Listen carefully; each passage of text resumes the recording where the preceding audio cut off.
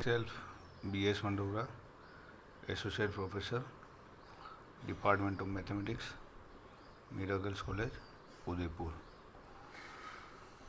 हम अब तक युगपत समीकरण के बारे में पढ़ रहे थे। युगपत समीकरण को किस तरह सॉल्व करनी है, उसके कुछ एग्जांपल्स भी अपन ने लिए थे सॉल्व करने के लिए।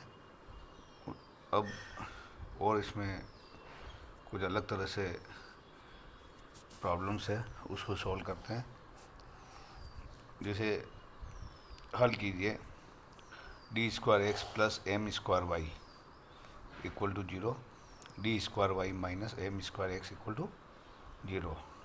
इसको एक्स और वाई के लिए सॉल्व करना है। तो इन दोनों समीकरण से फर्स्ट वाई को एलिमिनेट कीजिए। वाई को एलिमिनेट करने के लिए फर्स्ट इक्वेशन को डी स्क्वायर से मल्टीप्लाई कीजिए एंड सेकेंड इक्वेशन को एम स्क्वायर से मल्टीप्लाई करके ऐड कर दीजिए दोनों इक्वेशन को। ओके, सॉरी, दोनों इक्वेशन को सेकेंड इक्वेशन फर्स्ट इक्वेशन से माइनस कर दिए, घटा दिए। तो इस तरह करने पर अपने को क्या समीकरण प्राप्त होगी, D4 plus M4 into X equal to 0।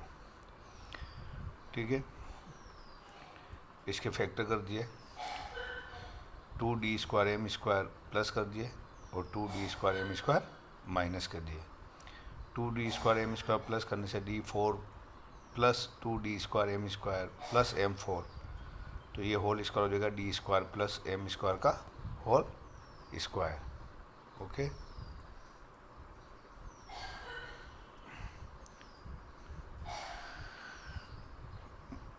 ये D4 plus 2D square M square plus M4 से क्या हो जाएगा, D square plus M square का होल स्क्वायर और minus 2D square M square equal to 0। तो D square plus M square का whole square minus 2D square M square into X equal to 0। तो we get D square plus M square का whole square minus √2DM का whole square equal to 0। तो फिर identity लगा दिए A square minus B square, A square minus B square, तो we get A minus B, we get A minus B and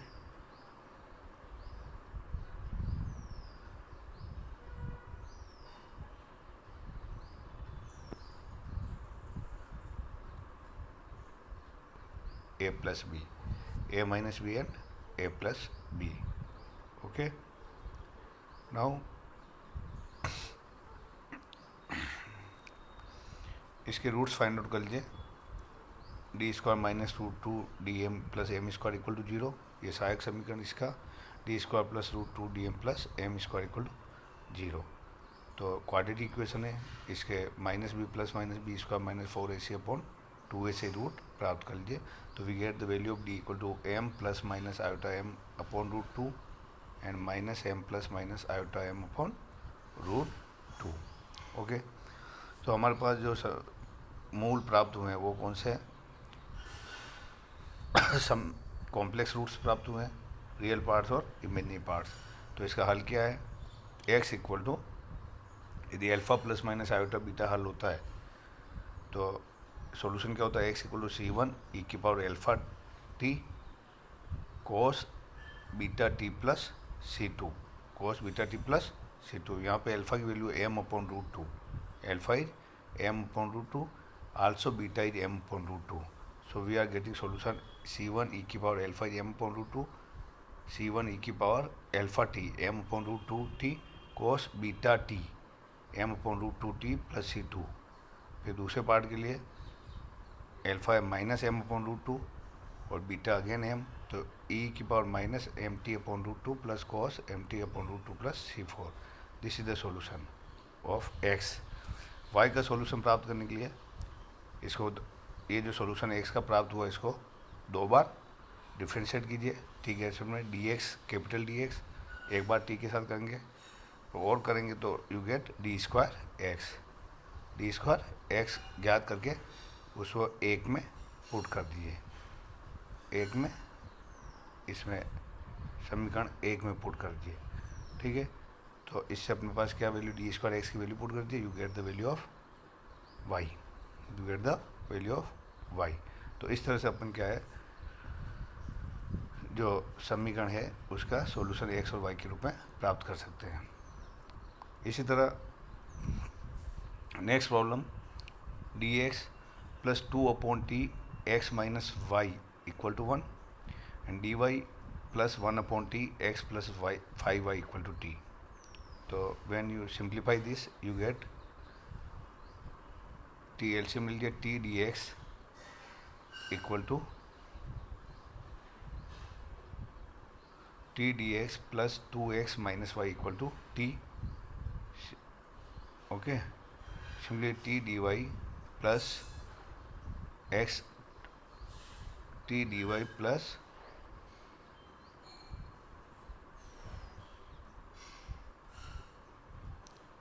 T D Y plus x plus 5y equal to T square. तो when D multiply with T multiply with D X और T multiply by D Y, here there is a correction, okay, this is t dy, this is also correction, equal to को replace करके plus है equal to की जगह, these are corrections, okay। now when dx and dy is multiplied with t, then what you have to do, you have to assume let t equal to e की power z, t equal to e की power z, okay। then take new operator d1 d by dz which is equal to t d by dt, ठीक है, ये new operator है। तो इस case में अपने पास क्या आ जाएगा, ये जो अपने पास है टी डी एक्स यानी T D by D T of x, T D by D T को क्या लेना है, D one x, this is D one x plus 2x, तो कॉमन लीजिए x, D one plus two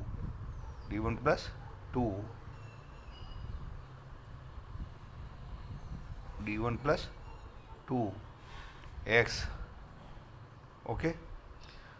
T D by D T को क्या लेना, capital D one x, और फिर यहाँ पे आपके क्या गया प्लस 2x, तो x को मतलब d1 plus 2 minus 2y equal to T की वैल्यू पुट कर दी e की power z। Similarly second equation में टी डी वाई, तो T D by D T को कैपिटल डी वन और प्लस 5y, तो d1 प्लस 5y की टर्म आ जाएगी, और x की टर्म आपके पास क्या हो जाएगी, केवल x plus d1 plus 5y equal to e की पावर 2z, ओके। नाउ ये जो इक्वेशन आ गई वो जो पहले अपने साइमल्टेनियस इक्वेशन सॉल्व करी उसी फॉर्म में आ गई, ठीक है। तो इसमें क्या करना है, सेम वे जो इससे पहले सॉल्व करते आए, फर्स्ट y को एलिमिनेट करना है, तो फर्स्ट इक्वेशन को d1 प्लस 5 से मल्टीप्लाई कीजिए, सेकेंड इक्वेशन को 2 से मल्टीप्लाई कीजिए, देन ऐड, ओके। तो we get d1 plus 5 into d1 plus 2x add कर लिया, equal to d1 plus 5 e की पावर z,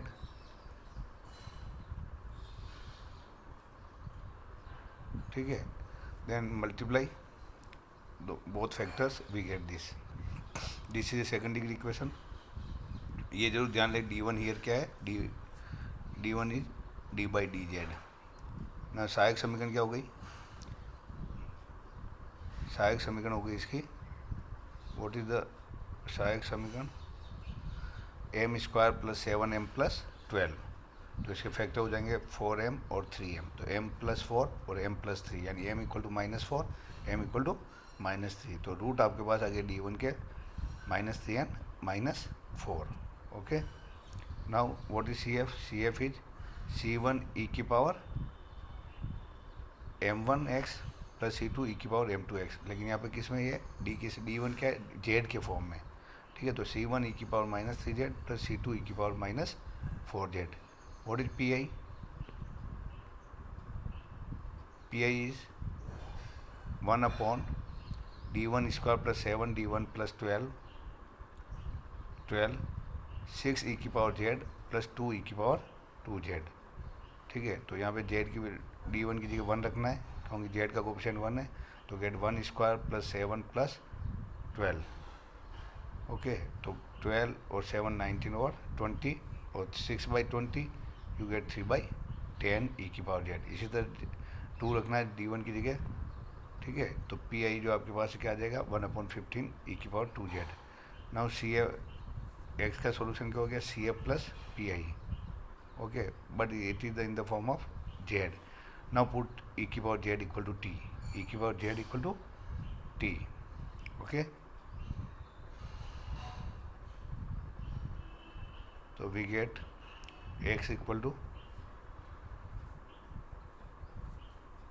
दिस ई की power Z equal to t, t की पावर -3, ई की power Z equal to 4, T की power -4, so on. ठीक है, तो this is the solution of x. Now again differentiate with respect to z, d x मिल जाएगा आपको। ठीक है, ये डी एक्स की वैल्यू किस में रखनी है, जो अपनी ओरिजिनल प्रॉब्लम है उसमें रख दीजिए, यू गेट द वाई। तो इस तरह से अपने क्या सॉल्यूशन फाइंड आउट करते हैं। तो जब भी टी मल्टीप्लाई है डी के साथ, डी एक्स और टी डी एक्स है या टी डी वाई है, तो यू ऑलवेज टेक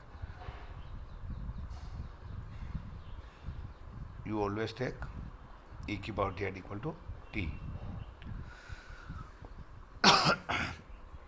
ओके, तो इस तरह से अपन ने ये कुछ प्रॉब्लम करी और आगे एक प्रॉब्लम लेते हैं। Solve T D X equal to T -2x and T D Y equal to T X plus T Y plus 2x minus T. Okay, first equation आप उस तरीके से भी हल कर सकते हैं जैसे मैंने कहा, और इसका मॉडिफाई करने पे क्या रहा, D X equal to T से डिवाइड किया फर्स्ट इक्वेशन को, 1 - 2/t x D by D T, D का मतलब D X by D T plus 2/t x equal to 1। This is a linear equation, this is a linear equation, this is a linear equation. I F क्या हो गया, ई की power integral of 2/t, तो 2 बार e की power integral of 2 1/t, 1/t means log t, log t।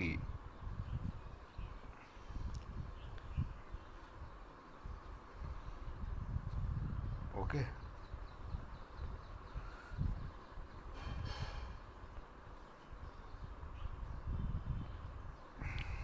ई की power integral of 2/t, ई की power 2 log t, यानी ई की पावर log t स्क्वायर, 2 ऊपर चला जाएगा पावर में, तो ई की पावर log कैंसिल हो जाएगा t स्क्वायर, तो t square is what is integrating factor.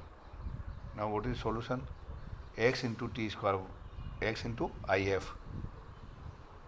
Okay, this is a linear equation. ठीक है, आपने फर्स्ट में देखा ही है।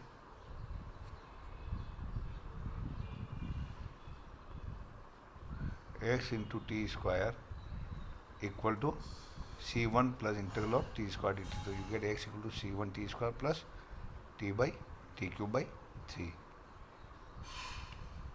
अगेन सेकेंड इक्वेशन से t D Y equal to T X plus Y D T, T -2x। आप चाहे तो इसमें x की वैल्यू पुट कर सकते हैं। ठीक है, तो you get y in the form of D Y and y in the form of t, या इसको अरेंज कर लीजिए, T D Y equal to T X plus Y D T minus T -2x, first समीकरण में t -2x equal to 1, तो we get D Y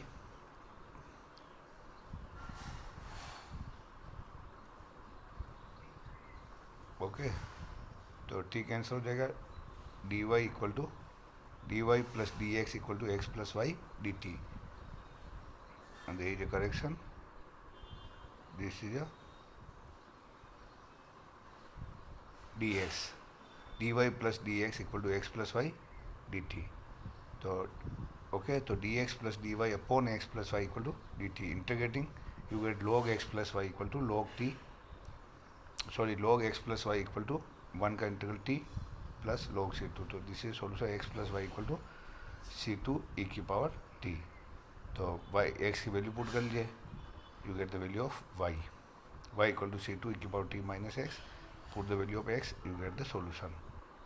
okay, तो इस तरह से आपको अरेंज करके सॉल्व करना है। ओके।